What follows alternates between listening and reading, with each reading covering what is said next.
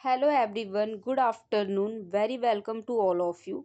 I hope you know that this is the second class of the teaching aptitude जिसमें आज हम objectives of teaching देखेंगे। तो चलते हैं हम अपने टॉपिक के ऊपर। So let's get started all of you. अब हम ऑब्जेक्टिव्स ऑफ टीचिंग को देख लेते हैं। ऑब्जेक्टिव्स ऑफ टीचिंग मतलब हम टीचिंग क्यों करते हैं, ठीक है। So let's understand.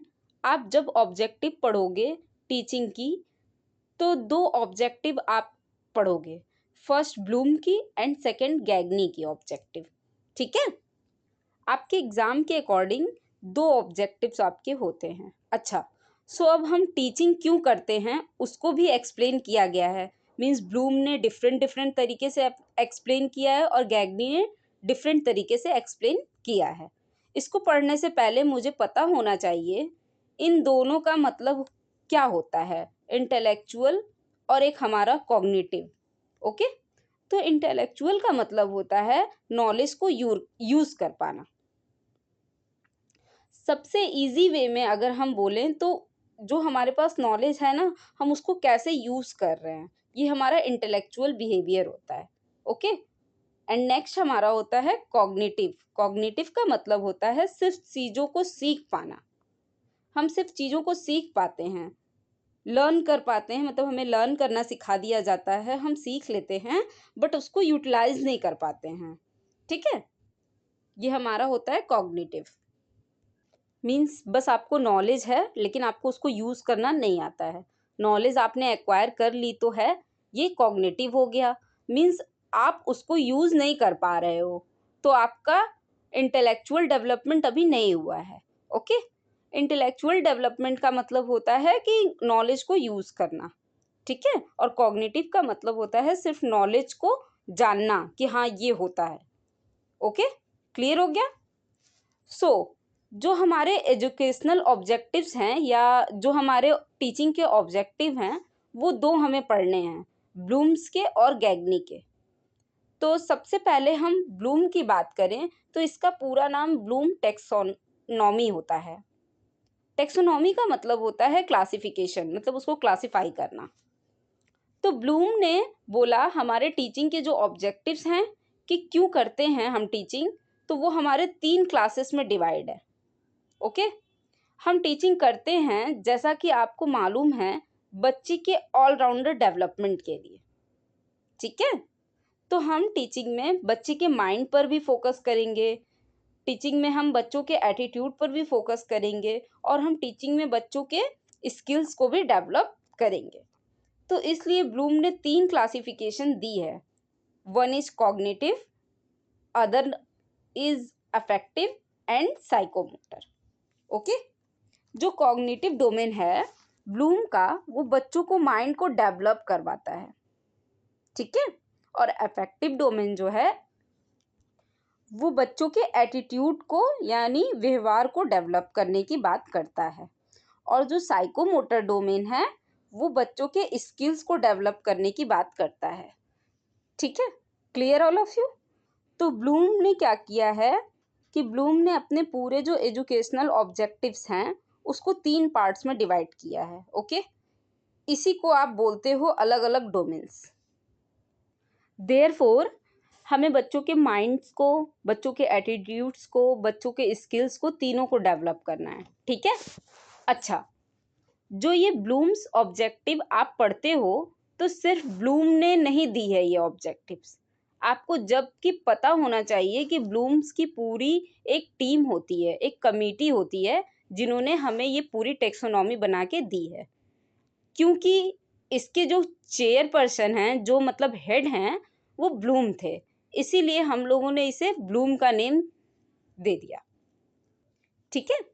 तो जैसा कि मैंने आपको बताया कि इसके 3 डोमेन होते हैं, कॉग्निटिव, अफेक्टिव एंड साइकोमोटर। तो कॉग्निटिव जो है वो माइंड को डेवलप करता है और अफेक्टिव जो है वो एप्टीट्यूड को डेवलप करता है, यानी एटीट्यूड को, सॉरी। और साइकोमोटर जो है वो स्किल्स को डेवलप करता है। तो सबसे पहले हम आते हैं कॉग्निटिव के ऊपर, ठीक है। कॉग्निटिव को हम लोग नॉलेज बेस्ड डोमेन बोलते हैं क्योंकि हम बच्चों के नॉलेज को डेवलप करते हैं, बच्चे की इंटेलेक्चुअल स्किल्स को डेवलप करते हैं, तो कि ताकि बच्चे जो हैं वो नॉलेज को यूज़ कर सकें, और यहाँ लर्निंग स्किल्स भी सिखाते हैं। अब देखो, जब आपका बच्चा माइंड डेवलप हो रहा है आपके बच्चे का, तो सबसे पहले आपको नॉलेज मिलेगी। अब याद कर लिया है तो टीचर उसको समझाने की भी कोशिश करेगा, यानी कम्प्रीहेंशन होगा, उसकी समझ देगा कि ये कैसे होता है, क्या होता है। अब जब समझ हो गई तो बच्चा जो है उसको यूज़ करेगा, यूटिलाइज़ करेगा। जब बच्चा यूज़ कर लेगा तो वो हो जाएगा एप्लीकेशन, एप्लीकेंट, ठीक है? अब एग्ज़ाम्पल देखो, जैसे मैं आपको टेबल लर्न करने के लिए दूँगी, ठीक है? मैं आपको फिर समझाऊँगी कि 2 1 जा 2 क्यों होता है। जब आप लर्न कर लोगे तो मैं आपको बताऊँगी कि 2 1 जा 2 क्यों होता है, 2 1 जा 2 2 जा 4 क्यों होता है। आप उस टेबल को यूज़ कर सकते हो डिफ़रेंट जगह पे, ठीक? जब आपको समझ हो जाएगी तो आप उस टेबल को खुद से यूज़ कर सकते हो डिफ़रेंट जगह पे, मल्टीप्लिकेशन में, डिवीज़न में, ठीक है? तो आप इसको यूज़ कर सकते हो। तो अब जब आपको यूज़ करना आ गया, तो आपका एनालाइज़ होगा, यानी एनालिसिस होता है कि चीज़ों को डिफ़रेंशिएट कर पाना कि ये इससे अलग कैसे है, ये उससे अलग कैसे है, ठीक है? तो जब अब आप चीज़ों को सीख गए हो, तब आप सिंथेसिस भी करोगे, यानी खुद से क्रिएट भी करोगे, ठीक है? सिंथेसिस का मतलब होता है कि खुद से क्रिएट कर पाना, ठीक है? जैसे एक एग्ज़ाम्पल देखो, जैसे मैंने आपको इंग्लिश ग्रामर की नॉलेज दी है, आपको बताया है कि नाउन क्या होता है, आपको पढ़ाया कि टेंस क्या होता है, पास्ट टेंस क्या होता है, फ्यूचर टेंस क्या होता है, प्रेज़ेंट टेंस क्या होता है, इन सब चीज़ों के बारे में मैंने आपको बता दिया। फिर मैंने आपको बताया, मैंने आपको समझाया, अब मैं आपको एक एसे दे दूँगी कि आप माय स्कूल पे मान लीजिए माय स्कूल पे एसे लिखो। तो अब आप उस नॉलेज को यूज़ करोगे, यानी उस नाउन जो भी ग्रामर पोर्शन मैंने पढ़ाया है, अब आप उसको यूज़ करोगे। यानी आप कुछ क्रिएट कर रहे हो, सिंथेसिस कहते हैं इसको, ठीक? सिंथेसिस का मतलब होता है चीज़ों को कंबाइन कर पाना, क्रिएट कर पाना, ठीक? फिर लास्ट होता है मेरा इवैल्यूएशन। देखो, इवैल्यूएशन का मतलब होता है जज कर पाना। चीज़ों को सही तरीके से आप जज कर सको, क्या सही है, क्या गलत है, जज कर पाना सीखते हैं हम इसमें, ठीक है? अब जब हम जज कर सकते हैं, तो हम सही और गलत में फ़र्क भी पहचान सकते हैं कि क्या सही है, क्या गलत है। तो यही हमारा होता है इवैल्यूएशन, ओके? क्लियर है आप सबको? तो मीन्स फर्स्ट हमने पढ़ा नॉलेज, मैंने नॉलेज दिया, फिर कम्प्रीहेंशन किया, फिर एप्लीकेंट किया, फिर एनालाइज़ किया, फिर हमने सिंथेसिस किया, फिर लास्ट हमने इवैल्यूएशन किया, ओके? अब हम बात करते हैं अफेक्टिव डोमेन की। तो इसके भी 5 लेवल होते हैं। फर्स्ट होता है हमारा रिसीविंग। जब भी हम किसी से कुछ सीख रहे हैं, इमोशंस, लव्स, एटीसी, तो वो सब हम रिसीव करते हैं, ठीक है? फिर नेक्स्ट हम उसको रिस्पॉन्ड करेंगे। जैसा हमने सीखा, जैसे उसने साइकिल चलाना जैसे सीखा, देखा मैं कि वो ऐसे साइकिल चला रहा है, तो मैं भी अगर वैसे चलाना सीखूँगी, मैं भी वैसा करूँगी, तो मतलब मैं रिस्पॉन्स कर रही हूँ। तो नेक्स्ट हमारा होगा रिस्पॉन्डिंग। तो बच्चा जिसने जैसा सीखा दिया, वो वैसा सीख के वैसा ही रिएक्ट करेगा, तो वो मेरा होता है रिस्पॉन्डिंग। बट अब आप जो भी काम करोगे, तो आप अब उसकी वैल्यू को समझोगे। मीन्स अगर आप मान लीजिए कि कोई बच्चा है, वो गाली दे रहा है, ठीक है, अब्यूज़ कर रहा है, तो जब उसके पेरेंट्स उसको पनिश करते हैं, ठीक है, मीन्स उसने अब्यूज़ दिया तो उसके पेरेंट्स ने उसको पनिश किया, तो अब उसको उसकी वैल्यू समझ में आ रही है कि नहीं नहीं, नेक्स्ट टाइम से मुझे ये काम नहीं करना है, नहीं तो मुझे वापस से पनिशमेंट मिल सकती है और स्ट्रिक्ट पनिशमेंट मिल सकती है। तो वो बच्चा जो है उसकी वैल्यू को समझेगा। तो ये हमारा होता है वैल्यूइंग। अब इसके बाद होता है ऑर्गेनाइज करना। अब जब हम जान गए हैं कि ये काम अच्छा है और ये काम बुरा है, इसको करने से मुझे पनिशमेंट मिल सकती है, इसको करने से मेरा नाम होता है, तो जिस उसको करने से मेरा नाम हो रहा है, ठीक है, तो उस काम को हम कंटिन्यू करेंगे, तो उसी को हम कहते हैं ऑर्गेनाइज। ये अच्छा नहीं है तो अब हम ये काम नहीं करेंगे, ये अच्छा है तो अब हम ये काम हमेशा कंटिन्यू रखेंगे, तो ये होता है ऑर्गेनाइज करना। तो अब यही बन जाता है हमारा कैरेक्टर। जैसे धीरे धीरे अगर हम एक ही काम अच्छा चीज कर रहे हैं तो अच्छा करते करते करते करते वो हमारा क्या हो जाता है, कैरेक्टर। फिर हम हमेशा ही अच्छा ही करेंगे, बहुत रेयर ऐसा होगा कि फिर हम कुछ गलत करें। अगर हम कुछ अच्छा सीख लिए हैं तो अब उसको हम बार बार करेंगे तो वो मेरा कैरेक्टर बन जाता है, ठीक है। तो नेक्स्ट हमारा होगा कैरेक्टर। ओके, आई होप यहाँ तक क्लियर होगा आप सबको। तो अब नेक्स्ट हम आते हैं साइकोमोटर डोमेन पर, जो मेरा स्किल्स डेवलप करता है। तो इसके भी कुछ लेवल्स होते हैं।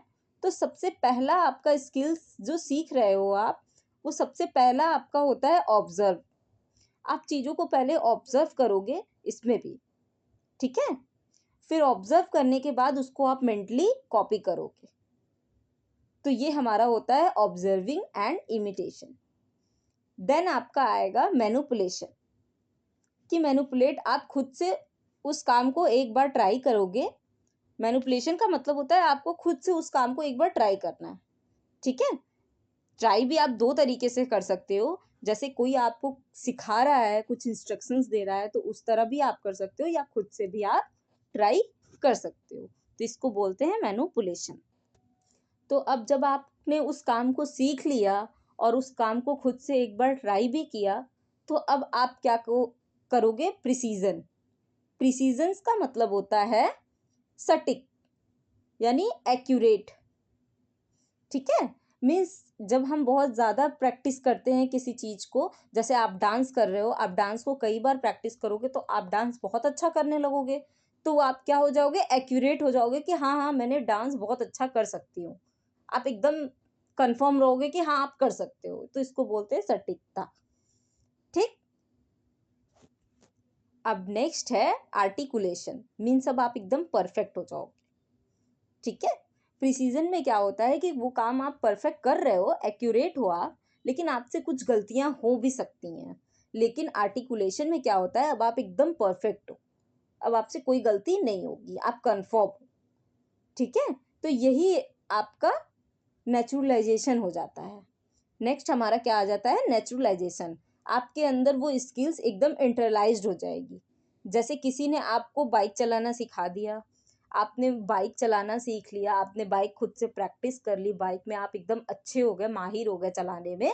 लेकिन अब आप खुद से भी स्टंट कर रहे हो, ठीक है।